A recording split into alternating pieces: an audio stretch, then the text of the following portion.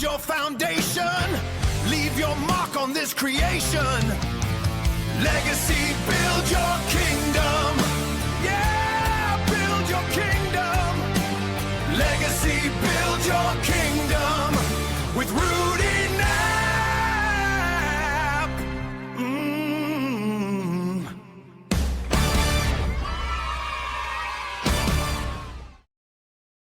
Welcome back to Legacy, Build Your Kingdom. I'm your host, Rudy Knapp, and we are in episode 55. If you are tuning in today, it means that you are tired of merely managing that machinery for someone else's benefit. It means that you are ready to stop drifting in your life and to stop acting like a subject to your circumstances and start operating as the sovereign of your own life. This whole concept of Legacy, Build Your Kingdom is all about that idea. So let's move forward and let's talk about how the ultimate blueprint for engineered personal evolution is what this show is all about. We don't chase the headlines. We don't look for the intensity like most people will. We focus on the mortar of consistency. We look at every single angle of what it takes to build a legacy that doesn't vanish the moment you leave the room or earth. So let's talk about a recap of last episode. Now, before we dive into this today, let's look at a tactical review of this last episode that we talked about. Episode 54, The Architect of Intentional Rest. In that episode, we built this idea of understanding how to break down the concept of a Sabbath oath. We exposed the lie that nonstop, chaotic grinding is a badge of honor. True sovereigns, they know where to pivot, to reset, and to realign purposefully. We mapped out the 4 pillars of the sovereign Sabbath, and then we walked through how to execute a gap analysis of your life, measuring the distance between your current exhaustion and your true capacity for restoration. You all need rest. We have to know when to use that rest and when to apply it and why it's so important to us. Remember, if you're not intentionally scheduling your restoration, your body and your mind will eventually schedule a collapse for you. If you missed episode 54, go back, lock in those strategies, write them down, go listen to episode 54. It's the foundational part of the walls we're trying to build today. So now everything that we've discussed in this podcast is drawn directly from a tactical systems outline in my book, Legacy, Build Your Kingdom, Divine Blueprint. If you're ready to take those audible episodes and turn them into a concrete day-to-day operational reality, you need the manual, right? You need the book to write down your journaling, to write down and highlight, to go through the strategy, to go back to. You can check it out on Audible and listen to it. You can also get the book from Amazon, Audible. You can get it from my own personal website. All of those things to help you with this blueprint right in front of you. So whether it's the physical copy to highlight or the Audible book that you can get to narrate you through your morning routine, driving to work, whatever it is, understand it's there for you. For deeper access, coaching tools, to join a community of men and women where they're actively conquering their territory, head over to my website, www.legacycoaching-buildyourkingdom.com. Get one-on-one with me. Let's work through some of these struggles in our 5 pillars. But true kingdom isn't built from the roof down. It's built from the floor up, starting with the micro victories that no one else sees. Get your copy, get your blueprint, and then let's build together. All right, so let's move on to today. Today, we are tackling a concept that is routinely misunderstood in the world of high performance and discipline. We are talking about empathy. In a culture that often confuses ruthlessness with strength, empathy is frequently misunderstood as weakness and emotional indulgence. But I want to challenge that perspective today. True empathy is a tool of profound sovereignty. It is an indispensable metric of your underlying character, and it is the secret mortar holding together the 5 pillars of life. What is empathy really? Well, empathy is a psychological to step outside your own ego, cross that bridge into another person's reality, and truly feel their perspective. It's not just feeling for somebody, it's feeling with them. It allows you to decipher their code, understanding their pain, and accurately assessing their position. When you build the character required to practice genuine empathy, 2 massive things happen. Number 1, unbreakable connection happens. It creates an immediate, authentic bridge between you and another human being. The door to mutual leverage happens. It opens the door wide to collaboration, mutual support, a true kingdom building. You cannot help someone climb a mountain if you don't understand the weight of the pack they are carrying. Think about that.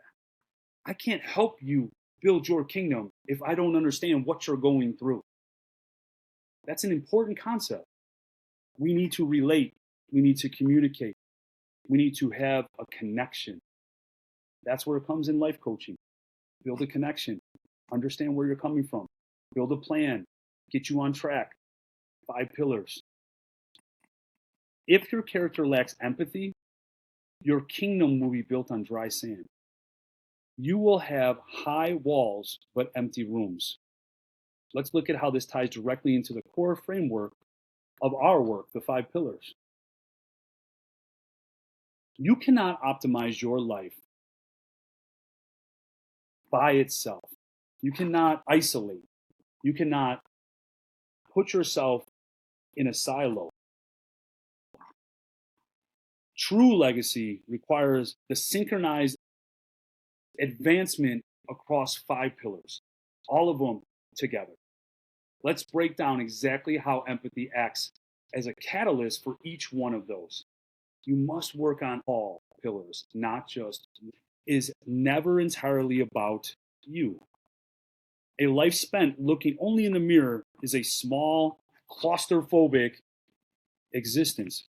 Now I'm claustrophobic, so clearly I can't stand being by myself. I want to help others.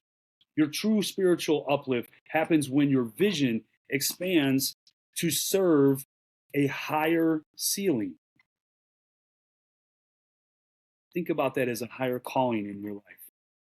Empathy is the mechanism that connects your purpose to humanity. When you feel the weight of other people's struggles, your drive to build a legacy transitions from a selfish ambition into a divine assignment. Think about spiritual uplift. Think about connecting to other people to make this more than just yourself. Your mental health growth. Let's talk about that pillar. Isolation is the enemy of the mental resilience.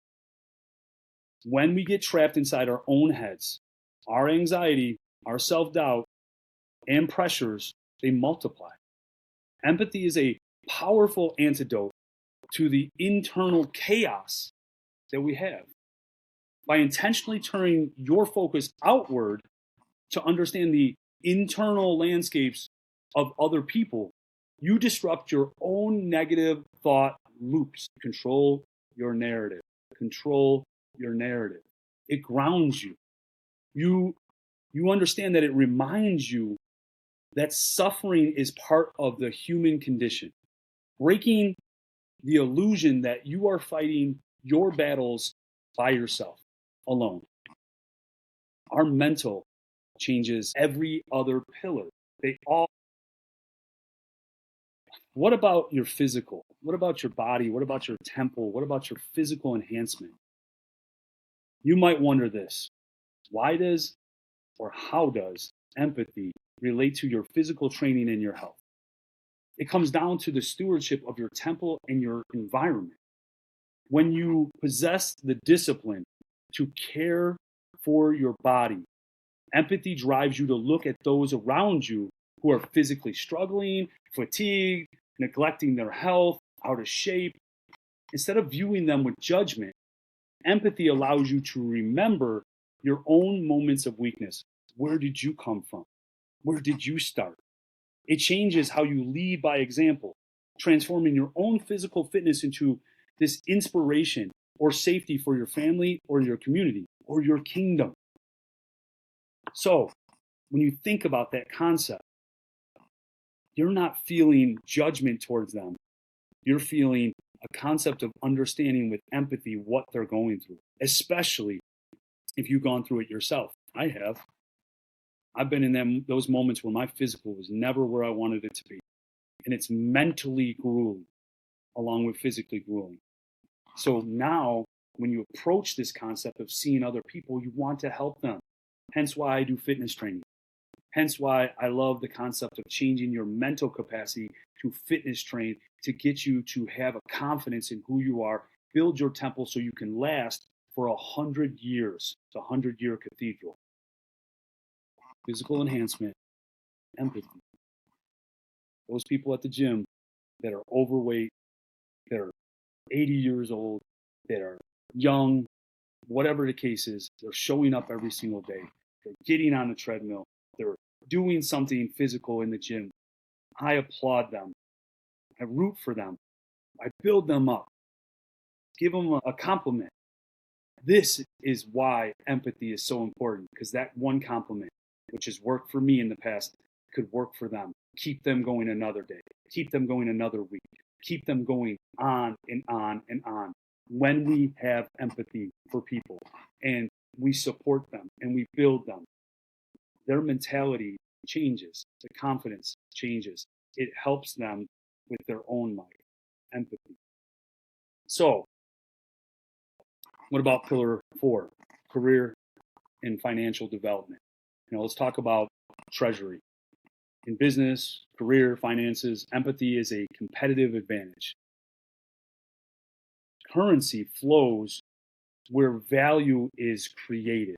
And you cannot create massive value for a marketplace, client, or even a company if you do not fundamentally understand their pain points. The most successful entrepreneurs, leaders, executives aren't the loudest people in the room. They're the most empathetic listeners. They understand exactly what their target audience needs, and they build solutions to meet those needs. Empathy builds trust, and trust is ultimately the most important currency of business. Think about it. Let's talk about pillar number 5, relationship intelligence. This is the ultimate testing ground. You cannot command your inner circle, what I like to call circle method in my book, CIRCLE. Communication, initiation, respect, commitment, love, endless effort, without deep relationship intelligence. Most relationship friction comes from the high expectations meeting low understanding. When you replace rigid expectations with empathetic gratitude, the dynamic, it shifts. Empathy allows you to see why your partner is stressed, why your child is acting out, or why your business partner is defensive. It gives you the technical patience to respond with leadership rather than reacting with ego. So let me tell you a quick story about something that happened just this morning at the gym. So we talk about our physical pillar. I'm there at the gym early in the morning. There's a man sitting next to me, and he's on the bench next to me, and he gets a phone call. And I could hear, because I was in the middle of switching my music, trying to check out what I want to listen to for the day. Most of the time, some sort of spiritual, some sort of country, I love it, or some sort of rock, because I like rock as well, AC/DC. So when you get in the gym, you set your mind with your music, right? And so I was in the middle of it, but I happened to overhear his conversation. And his conversation went something like this: "No, Mom, it's there. Mom, I'll be home shortly." I don't know who it was, but his brother was at home, and he's arguing with his mother.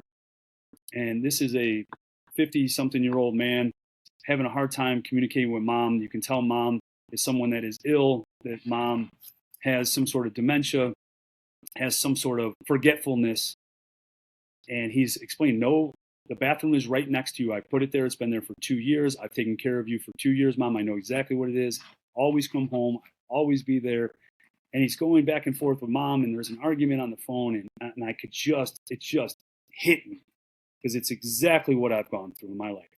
Dementia with my mom, understanding the stages of dementia, understanding how hard this is to understand what she's going through, the argumentative stage, her misplacing things or not understanding or not seeing things, or, just not being able to function in the way she wants to function mentally and now physically.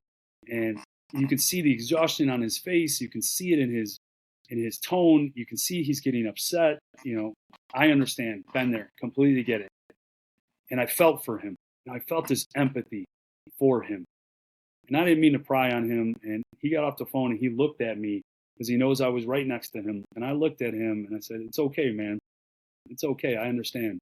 And he goes, "I could tell you stories." And he said, "My mom," and he started explaining. And I said, "I've been there. I'm going through it.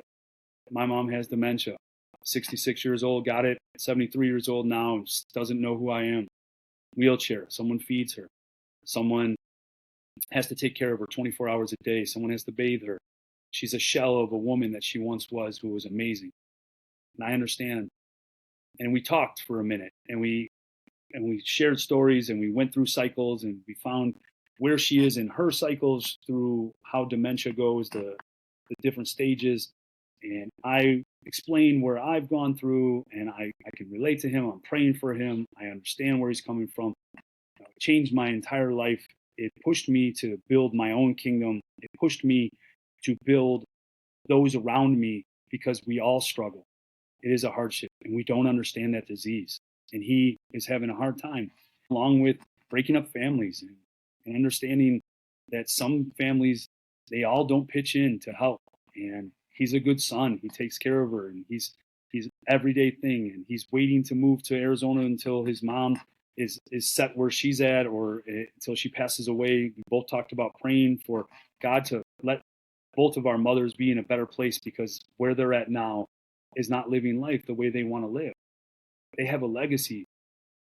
My mom has left me a legacy, and I'm going to act out in honoring her legacy. And so when I say empathy and just having a conversation, I could see the weight lifted from his shoulders. Like, he just literally felt a relief that somebody else is going through what he's going through.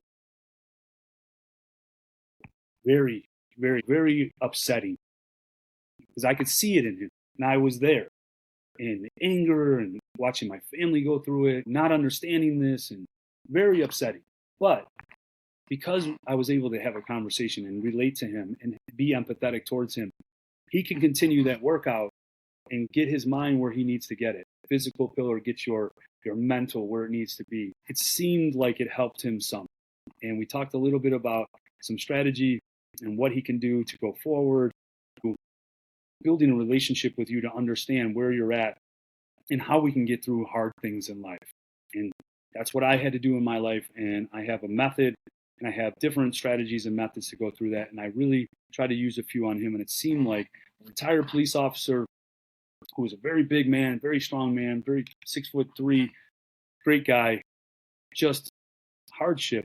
And I'm sure I'm just hoping maybe a little bit of that conversation helped him.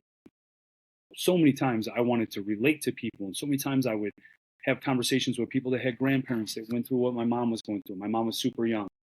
But to know that there are people out there that are struggling with the same things, and that it's okay, we're going to be okay, and that we can lean on one another, we can build each other up. I mean, honestly, it was very much healing for me, And it was very much healing for him, I believe. And left the gym shortly after, finished my workout, went straight to visit my mom. Wanted to make sure I touched base with her after hearing that conversation with his mom. And sometimes that's all it takes to get you through the day, get you through the week, to realize you're doing your very best. And I made sure I reminded him he's a great son for taking care of his mom, to honoring her by helping her live the rest of her life in the best way she can. And that's truly heartbreaking, but in the same sense, it's what he can do for her. And for him, for her to be still living at home and being able to take care of, good for him. And I wish him the best, and I pray for him, and I hope other people are empathetic enough to do the same if they hear something similar to that and they can relate, because that's what this is all about. So I wanted to share that conversation, that story, because I think that relates to exactly what we're talking about today with empathy. And other examples, I know I had a friend once that I had a conversation with, and I mean, it was like his life was just everything you wanted it to be. All the pillars seemed to be just sky high, and he was building, and he was great. He never missed a workout in the morning.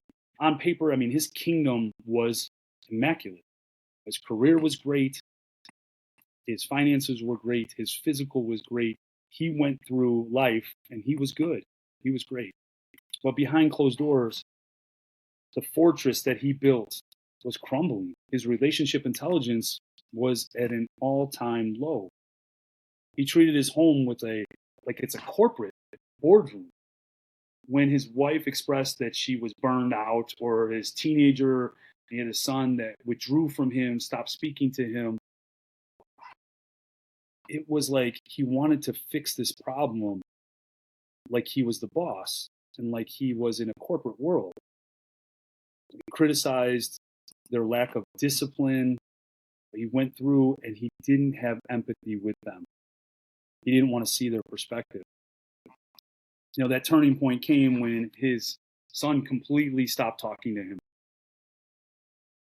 He was someone that didn't understand that it took more than just solving problems. It was a together thing. It was building a relationship.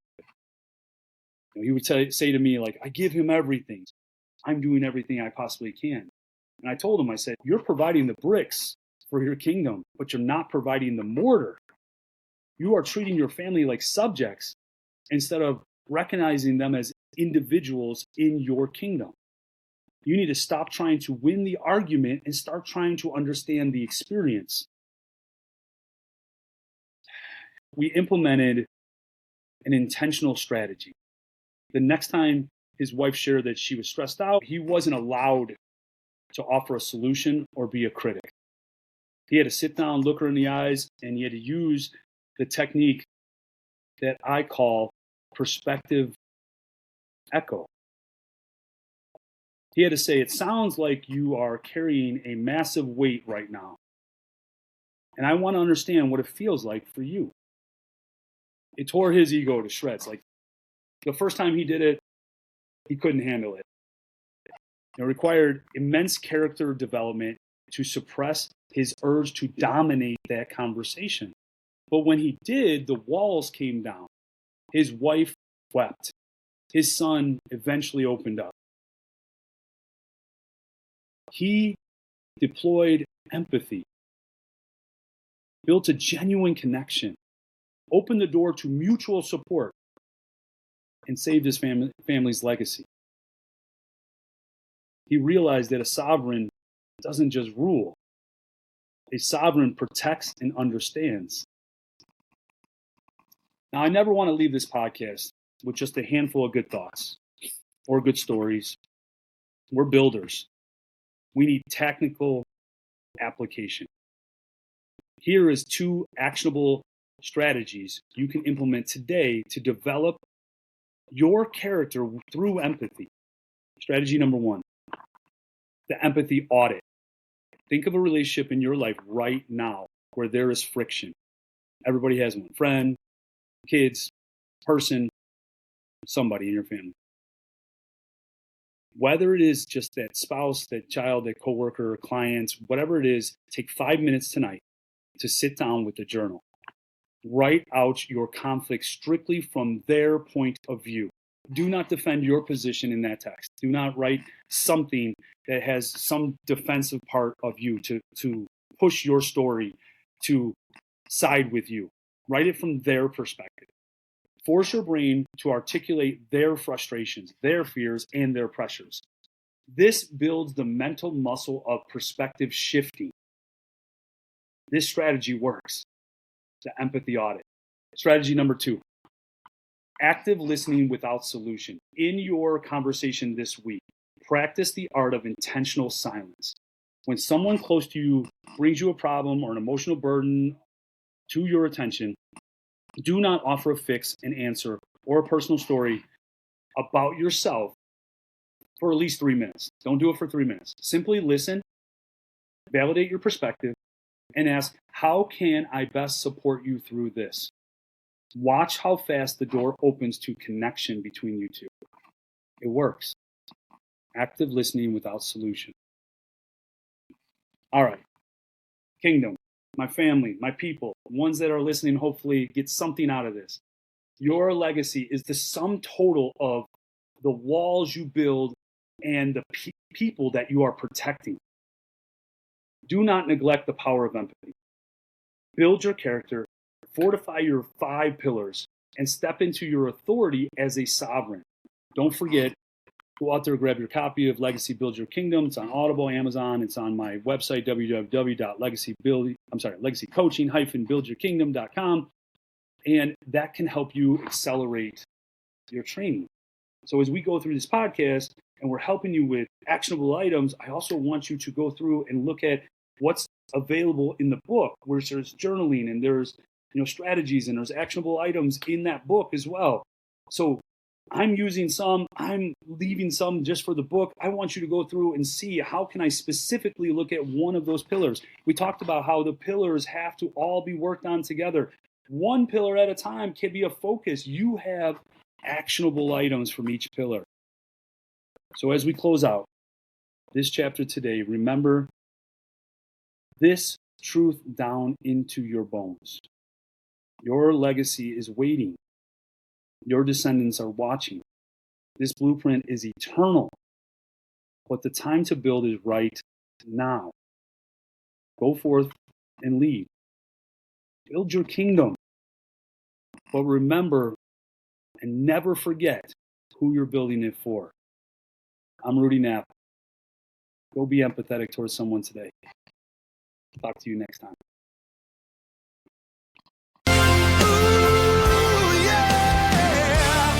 Time to build your foundation. Leave your mark on this creation. Legacy, build your kingdom.